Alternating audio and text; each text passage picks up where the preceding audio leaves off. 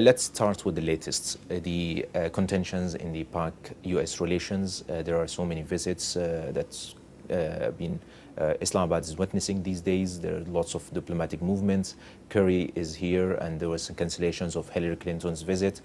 How do you evaluate the Pak-US relations at this moment, and how do you see the future of this relation? Pak-US relations at this time are very tense, and this is the biggest diplomatic crisis the Pakistan and US have ever faced in last 64 years. It's not only Hillary Clinton which have cancelled her visit to Pakistan. The chairman and Joint Chief of Staff Committee, General Wine, have also cancelled his visit to United States. He's also not going there. And secondly, today the Pakistan have forced about 400 US nationals to leave Pakistan. They will leave today, and most of them are working for the CIA.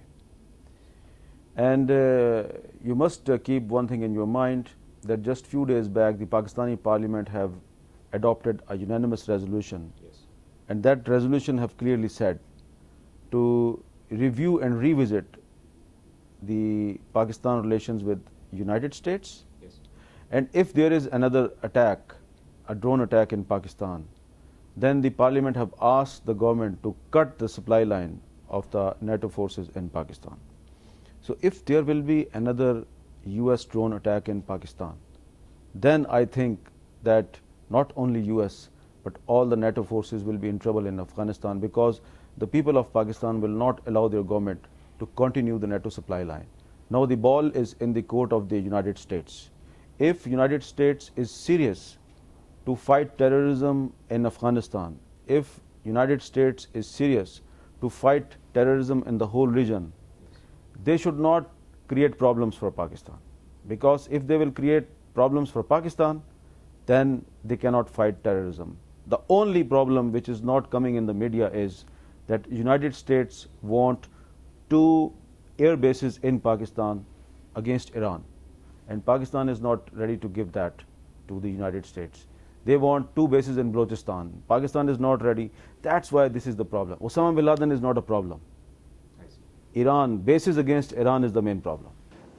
How do you see the future of these two relations? Do you think it would shift from a cordial diplomatic relations to an intelligence war between the two heads of ISI and the CIA?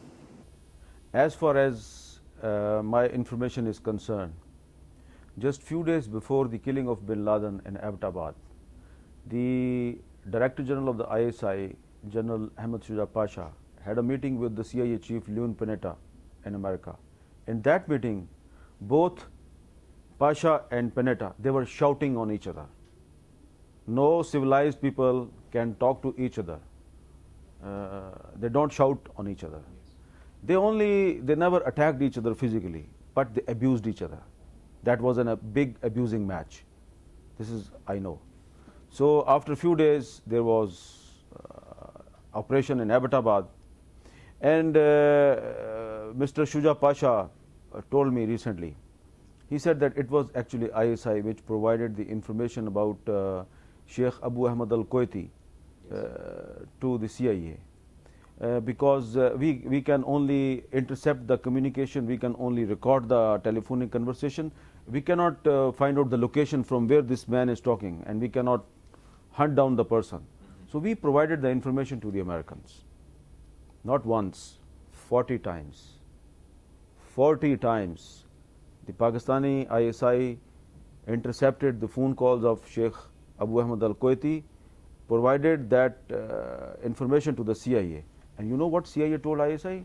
Oh, nothing, this is not important information, this is some ordinary Arab talking to some other Arab. That man was talking from Pakistan to Saudi Arabia. He was asking for money, and the CIA told ISI, no problem, this is nothing. Actually, they got information from ISI, and then they started their own operation, and they never informed ISI. So this is betrayal. So I think that after the killing of Bin Laden, the CIA chief gave a statement that we never informed Pakistan about this operation because we were of the view that maybe the Pakistani ISI will inform Bin Laden. That was a big slap in the face of ISI. So ISI is, you see, a military organization, and they also have some honor. They have lost about 80 people only from ISI. They lost their lives, and about 500 people from the Pakistani armed forces, they lost their lives. So I don't think that there will be any good relationship between CIA and ISI in coming few months. I don't see any positive relationship between them. There will be a very tough relationship, and the ultimate sufferers will be all those forces who want to fight terrorism in Pakistan. Let's come to the scenario of the ambiguity, the controversials over the operations in Abbottabad. Now, there are some people says that there were some cooperations between the both sides, and there are some, the Americans could not come through all this way inside the Pakistani territory from the Afghan side and kill Bin Laden in Abbottabad. You met him two times, and the Osama Bin Laden. How do you think that he could, really stay in that area, and the Pakistanis could not know that he was there? When you talk Pakistanis could not know, you must differentiate between the common Pakistanis and the government of Pakistan. Osama bin Laden was enjoying a lot of support from within the common Pakistanis. Even today, if you go to Abbottabad, talk to the neighbors of that compound where he spent last 5 years. They will say, we were not aware that Bin Laden was hiding here. If we were aware, we could come out from our homes, we would fight the Americans because Bin Laden is our hero. This is the problem, that the common Pakistanis, they don't like Taliban, but they don't have any problem with Al-Qaeda or Osama Bin Laden. They hate America, and Osama Bin Laden was fighting against America. So the common Pakistanis who are not part of the government, they had a very different view. They told me, the enemy of my enemy is my friend. Osama Bin Laden was the enemy of my enemy, America. So he was my friend. But I was not aware he was hiding here. If I was aware, I could defend him. So this is the problem, that the Pakistan is fighting a war against terror. Pakistan was cooperating with the Americans from last 9.5 years, but that was the policy of government, that was the policy of some intelligence agencies, that was the policy of the Pakistan Army, Islamabad, not the people of Abbottabad, not the people of Peshawar, not the people of Lahore, not the people of Faisalabad. This is the problem, that the common man in Pakistan does not support this war against terror, because we have suffered a lot because of this war. This is the problem.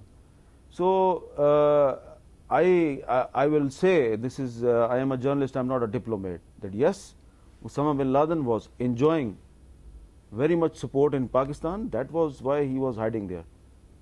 Maybe some people were aware in the surroundings, but they never informed the intelligence agencies, they never informed the government, because they don't like the government policy. So that's why when I first met Osama bin Laden in 1997, I asked him that why did you kill 20 Pakistani soldiers in Somalia? He said, because they were providing cover to the Americans, and we were actually killing Americans, but your troops gave cover to the Americans. And then he pointed his fingers toward a fighter who was sitting next to him. He said, he's a Pakistani. He killed 5 Pakistani soldiers in Somalia. So I was stunned. Then second time when I met him, again I met a lot of Pakistanis around him. Third time when I met him, again lot of Pakistanis around him. So we can say that the Pakistani state and the Pakistani government was trying to hunt down Bin Laden. But the masses in Pakistan, the people in Pakistan, they were cooperating with him.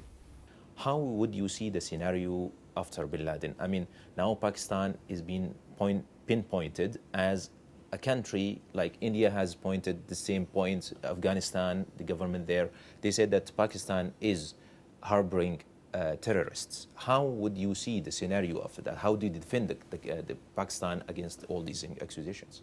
Osama Bin Laden is gone, but he is smiling even after his death. Why he is smiling? He is smiling because all his enemies are fighting against each other. Pakistan army was enemy of Bin Laden. ISI was enemy of Bin Laden. CIA was enemy of Bin Laden. US government was enemy of Bin Laden. Afghan government was enemy of Bin Laden. Now all of them, they are fighting against each other. Pakistan fighting with the American fighting with Pakistan, CIA fighting with ISI fighting with CIA. So Bin Laden is smiling. Okay? So these people will keep fighting against each other, and the ultimate beneficiary will be the Al-Qaeda and Taliban. And I think if there will be another drone attack in Pakistan, the Pakistan will be forced to cut down the NATO supply line. Then most of the NATO countries in Afghanistan, they will also be disturbed. Then Pakistan will be pushed, because if the Western media will say that Pakistan is the country harboring terrorists, then the Pakistan will realize, oh, okay, these 3 million Afghan refugees, they are the reason. Maybe the Taliban are hiding in these 3 million Afghan refugees. Pakistan will be pushed. Pakistan will be forced to push these 3 million people back to Afghanistan. When these 3 million Afghan refugees will be pushed back to Afghanistan, maybe 30,000, 40,000 will join Taliban. And then we will see how the NATO forces fight Taliban in Afghanistan. So, okay, Pakistan will be in trouble, yes, but all the Western countries who have sent their forces in Afghanistan, they will also learn some lesson. You mentioned Afghanistan and the trouble that they are already facing, the NATO forces in Afghanistan. Now, there are some analysis says that after the killing of Bin Laden, the American and the international troops they will expedite their withdrawal from Afghanistan. Do you agree with this analysis, and how do you see the future of these troops in Afghanistan? I think that if America is sincere in the stability of this region, America should not secretly pressurize Pakistan to provide America 2 bases in Pakistan against Iran. Number 1. Pakistan will not provide any air bases to America against Iran. Number 2, America must withdraw its troops from Afghanistan. Only America. Not UK, not France, not Germany. And why is that? Okay? Because the majority of the people in Afghanistan, they hate US more than the other European countries.